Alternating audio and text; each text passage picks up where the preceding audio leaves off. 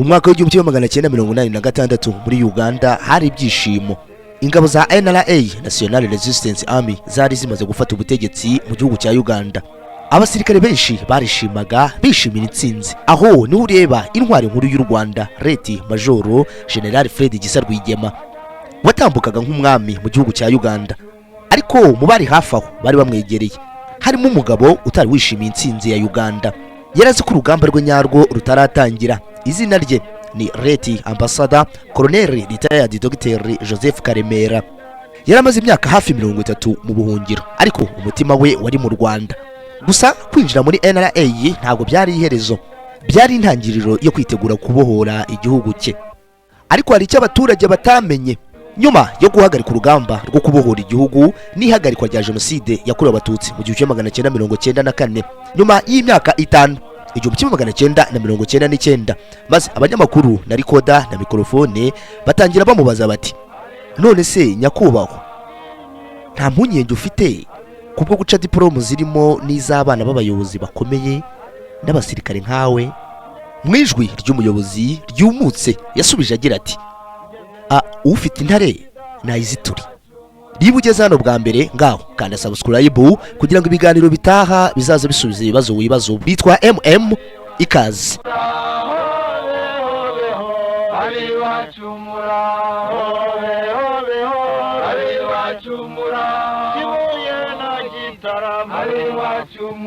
Ibihe byiza nshuti bavandimwe mukurikirana ibiganiro kuri uru ruganiro rwa Isaya None TV. Tubashimiye ubwitange ibitekerezo mukomeje kutugezaho kubijyanye n'intwari n'amateka y'u Rwanda. Nkuko dukunda kubivuga, ntuzatungurwe no gusanga igitekerezo cyawe washyize mu nkangara y'ibitekerezo by'uru ruganiriro ari cyo cyagendeweho tugukorera video itaha. Ibitekerezo bivuga u Rwanda tubihaye ikaze. Rero n'ubundi niko byagenze. Umwe mu bakunzi bacu yatugejejeho igitekerezo ko twazamugezaho amateka y'intwari, intwari yacu Leti Ambassador Colonel Retired Dr Joseph Karemera.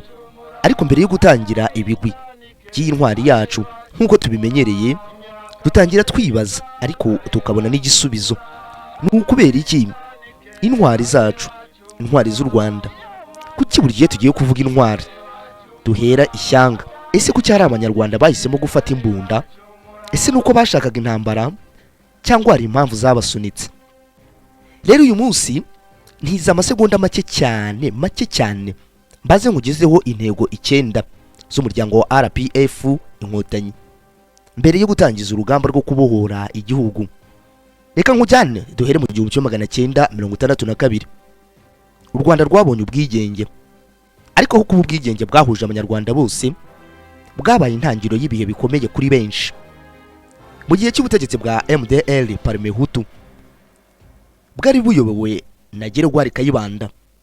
Nyuma yaho haje gukurikiraho ubutegetsi bwa MRND. Politike yo guhuza no gucamo abanyarwanda ibice yakomeje.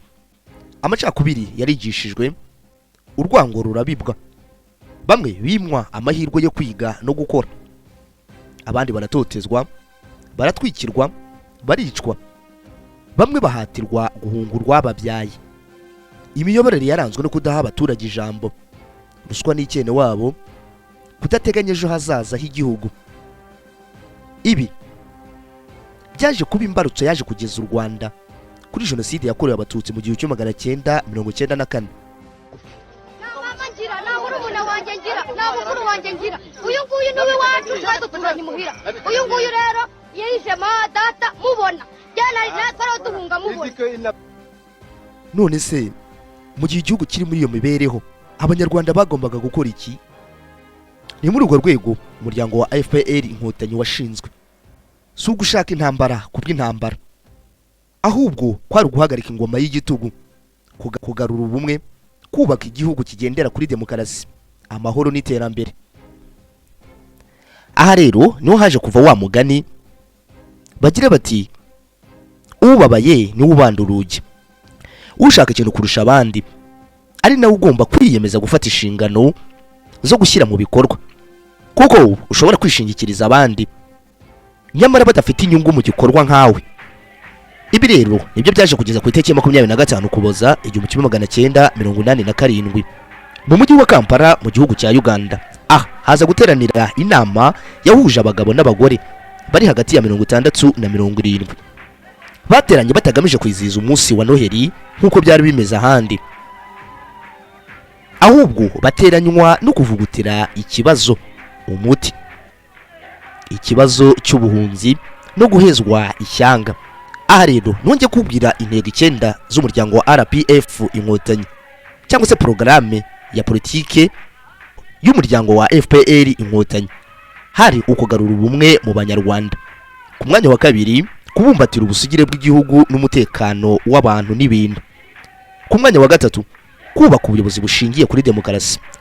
Ku mwanya wa kane, kubaka ubukungu bushingiye ku mutungo bwite w'igihugu. Ku mwanya wa gatanu, guca umuco wa ruswa,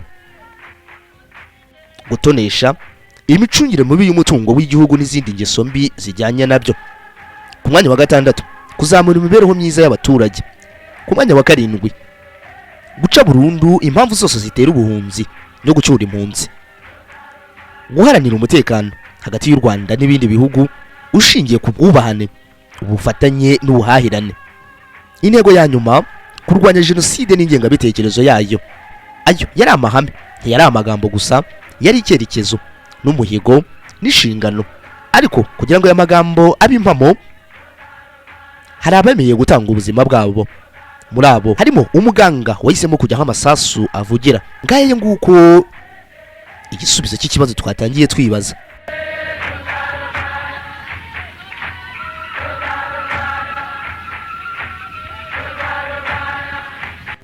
Noneho twihuse, reka twerekeze ku ntwari yacu uyu munsi tugiye kuganiraho uyu munsi. Uwo nta wundi ni Leti Ambassador Colonel Retired Dr Joseph Karemera. Nguyu intwari yacu, umugabo w'igihangange, umunyabigwi cyane, intwari yatashye kare. Iyi ntwari yacu yavukiye mu cyahoze ari perefegiture ya Byumba, ariko ntiyaje kugirirwa amahirwe yo kuhakurira. Mu mwaka w'1962 afite imyaka 8 gusa, umuryango we uhungira muri Uganda. Imyaka 40 yose ayimara adakandagira iwabo. Dr Karemera yabonye izuba tariki ya 20 Gicurasi 1954. Yavutse mu muryango w'abana 6. Ubu hasigayeho abavandimwe be 2. Isuba byara akitwa Barnabas Karihaya, mama wabo akitwa Berita Nyirashaza. Leti Ambassador Colonel Retired Dr Karemera yize ku ishuri ribanza rya Gashorwa Primary School mu gihugu cya Uganda. Yakomeje muri Kitunga High School icyiciro cya kabiri cy'amashuri yisumbuye, agikomereza muri Kororo Secondary School.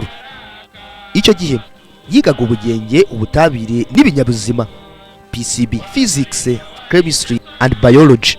Amaze gutsinda yakomeje muri kaminuza ya Makerere aho yize ibijyanye n'ubuvuzi.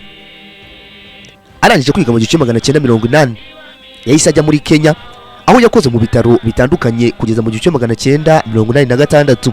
Ibitaro bitandukanye yakozemo mu bihugu byo muri East Africa. Yakoze mu bitaro bya Costa Hospital mu gihugu cya Kenya, akora mu gihugu cya Tanzania. Ariko ntiyigeze abimpunzi mu bitekerezo. Mu myaka y'1979 kugeza mu 1987 ari mu rubyiruko rw'abanyarwanda rwatangiye gutekereza ku muryango wagombaga guca ubuhunzi, kurwanya akarengane, kurwanya amoko n'amacakubiri, kubaka igihugu gishingiye ku bumwe n'umuryango. Uwo muryango nta wundi ni FPR Inkotanyi, Rwanda Patriotic Front Inkotanyi.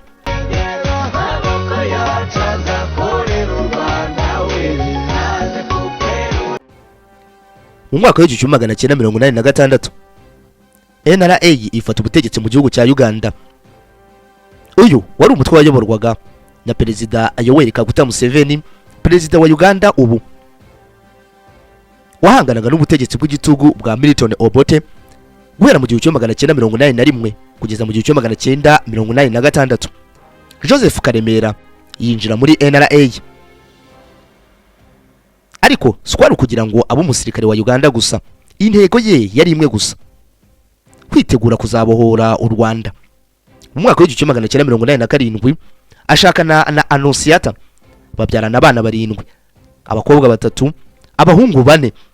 Nyuma aza kubona n'abuzukuru 4. Yari umusirikare, yari umuganga, yari umugabo w'umuryango, ariko umutima we wari mu gihugu yaherukagamo mu myaka 40 ishize. Tariki ya mbere Ukwakira 1990, kimwe n'abandi banyabigwi n'izindi ntwari, urugamba rwo kubohora igihugu ruratangira. Leti Colonel Dr Joseph Karemera ava Mbare, aha ni mu gace yari yaroherejwemo nk'umusirikare wa NRA mu gihugu cya Uganda. Ariko nimba yibuka neza, intego ni kwari kuba umusirikare wa Uganda, kwari ukugira uruhare mu kubohora u Rwanda. Niko kwisanga mu mashyamba ya Mbare, maze ku itariki ya mbere Ukwakira 1990 abo umwe mu ba mbere batangije urugamba rwo kubohora igihugu. Yari ku ruhembe rw'umuheto, maze ararasana, ariko ikigenze kurushaho yavuraga inkomere mu ishyamba, mu mvura, mu bihe bikomeye.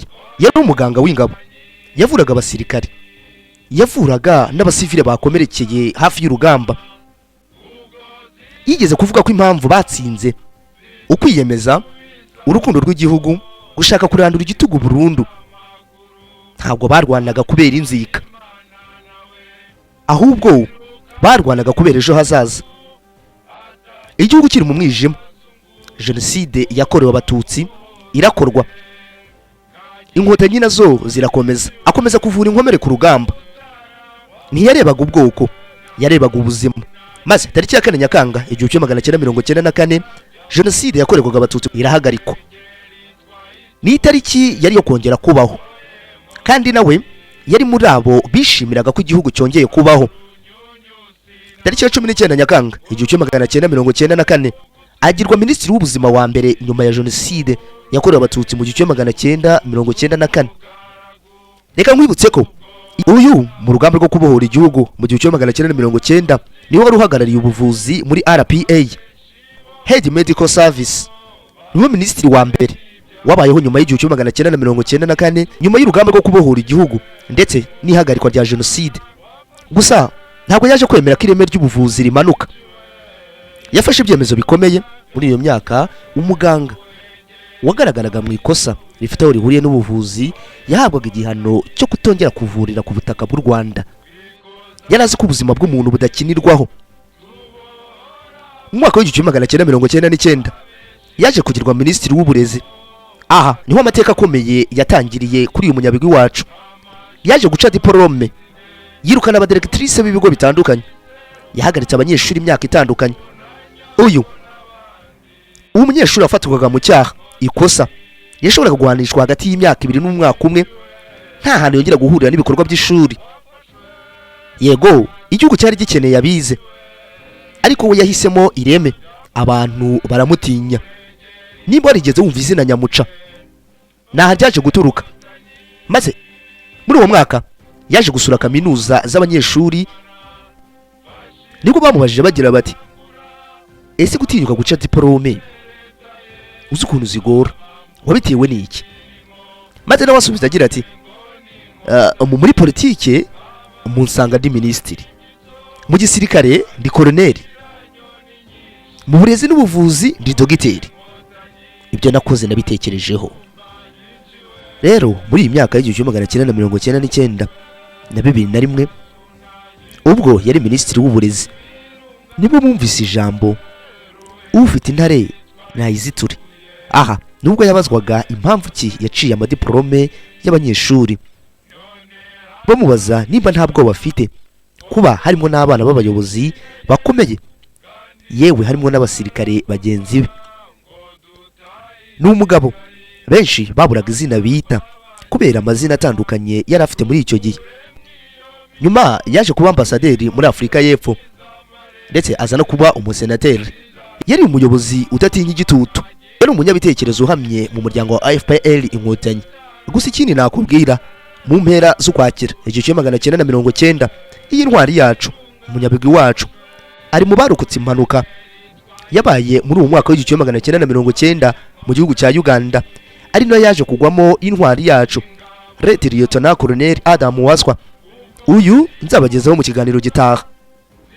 Maze tariki ya 11 Ukwakira 2024, igitondo kidasa nk'ibindi bitondo, umunsi udasa nk'undi munsi, umwaka udasa nk'undi mwaka, nibwo inkuru yumvikanye hose ko intwari itashye.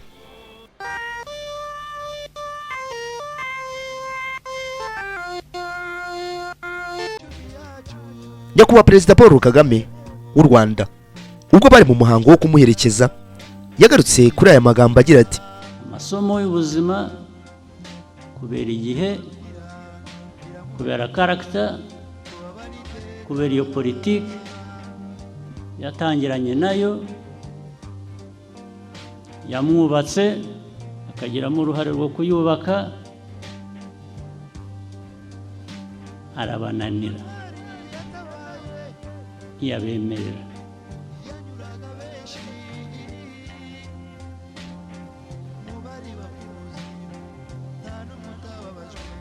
Agiye abizi, agiye azi ko tubizeranyeho, ariko ubona uvuga ngo agiye neza. Uyu ni umuhango wari witabiriwe n'abanyabigwi batandukanye bagize uruhare mu kubohora igihugu. Dr Karemera yatabarutse afite imyaka 70 y'amavuko azize uburwayi. Colonel Retired Dr Joseph Karemera yabaye impunzi y'imyaka 40, ariko ntiyigeze yemera ko ubuhunzi bumusobanura. Yabaye umuganga, yabaye umusirikare, yabaye umuyobozi, yafashe ibyemezo bikomeye kuri urubyiruko rw'uyu munsi. Umurage yadusigiye si amazina cyangwa amapeti, ahubwo ni ugukunda igihugu kurusha inyungu zawe, guhitamo ukuri nubwo bigusaba igitutu, kudatinya gufata icyemezo gikomeye. Intwari ntabwo iba umuntu udafite ubwoba, intwari iba umuntu ufata icyemezo bona nubwo hari ubwoba. Uwo niwe Red Ambassador Colonel Retired Dr Joseph Karemera. Natwe reka tumuherekeje iki kiganiro. Intwari yacu, ibyo yakoze ntibizibagirana ku mitima yacu.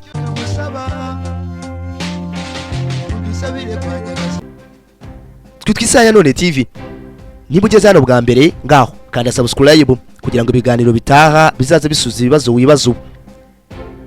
Igitekerezo cyawe kivuga u Rwanda turacyakiriye.